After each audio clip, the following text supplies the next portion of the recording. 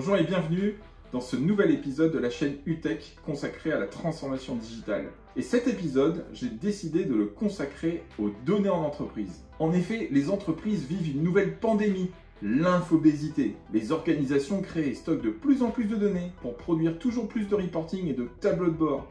Mais ma conviction, c'est que 80% des reportings ne servent à rien. Ils ne posent qu'un constat, émettent très rarement un diagnostic et ils arrivent toujours trop tard, le coup est déjà parti. Je m'appelle Sébastien et je vous propose ni plus ni moins que de vous mettre au régime. Avant de poursuivre, n'oubliez pas de vous abonner à cette chaîne pour ne rien rater des prochains épisodes. Je vous en remercie.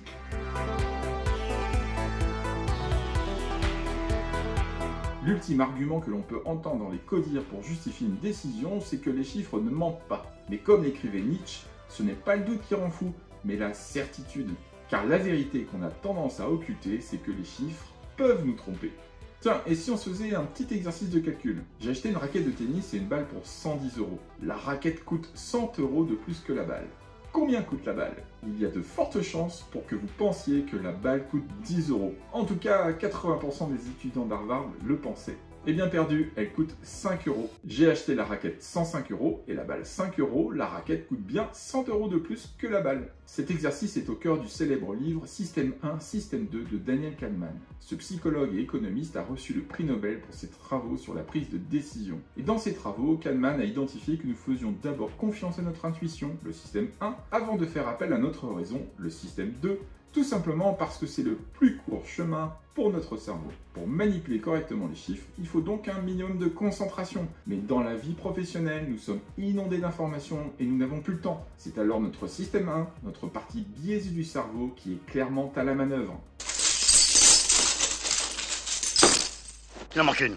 Dans les entreprises, l'infobésité vient aussi d'une croyance. Dans les données, il se cacherait de l'or. La mise en œuvre immodérée de ce qu'on appelle les lacs de données me rappelle l'histoire de la découverte du Costa Rica. Christophe Colomb y débarque avec ses hommes en 1502, il y passera une dizaine de jours. Les indigènes portaient beaucoup de bijoux en or sur eux et les explorateurs ont tôt fait d'imaginer que cette région en cachait des gisements importants. En repartant, la tête pleine de rêves, ils l'ont appelé Costa Rica, ce qui signifie la côte riche. Au fil des années, les conquistadors multiplièrent les recherches de matériaux précieux dans tout le pays, mais ils n'en trouvèrent jamais.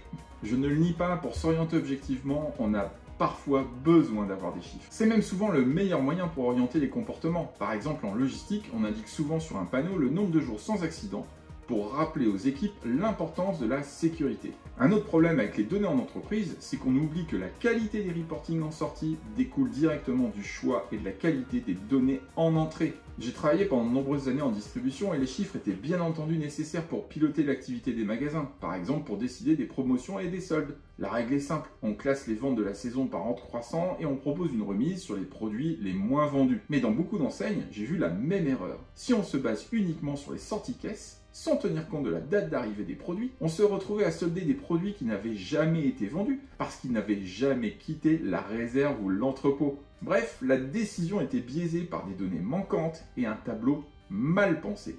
C'est un problème bien connu de la recherche scientifique. Un chercheur se pose toujours la question de ce qu'il manque dans son analyse.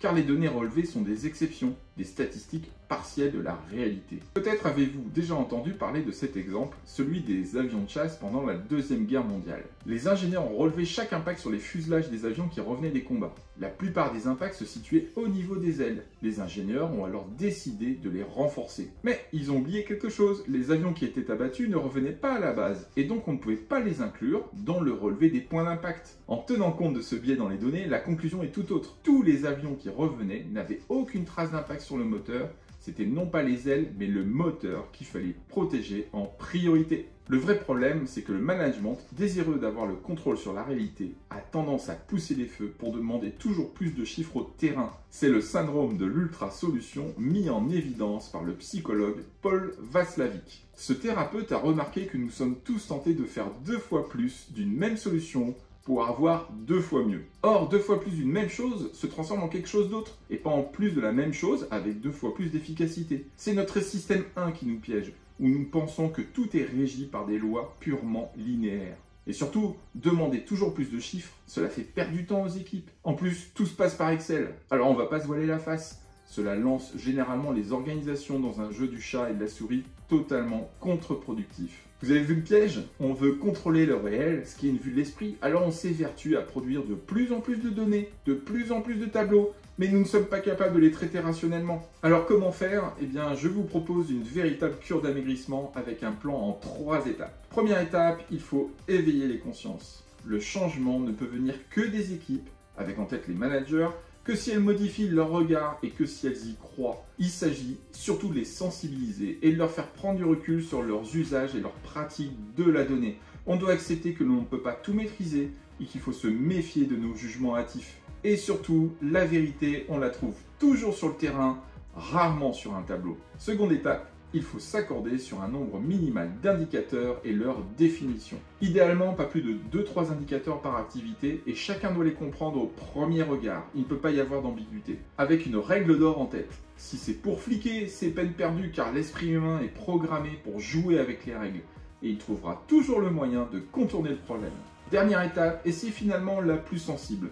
Mettre en place la bonne infrastructure technique. Car c'est incontournable, il faut arrêter avec Excel et mettre en place une plateforme moderne de traitement et de restitution de la donnée. Il ne s'agit pas de partir tête baissée dans une course à l'armement, de ne pas sombrer dans la facilité de vouloir tout récupérer sans trop savoir comment faire, mais d'investir du temps sur la bonne tuyauterie et la qualité de la donnée. Mais comme dans tout bon régime, attention à la rechute, un tel changement ne peut que s'opérer sur le long terme. Il s'agit de développer et d'ancrer de nouvelles habitudes. Et cela débute par accepter qu'avant l'information c'était le pouvoir car elle était rare, mais désormais ce monde est totalement révolu. Voilà, j'espère que j'aurai réussi à vous faire changer de regard sur les données en entreprise.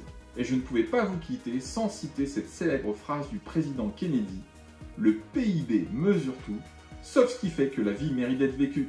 À bientôt!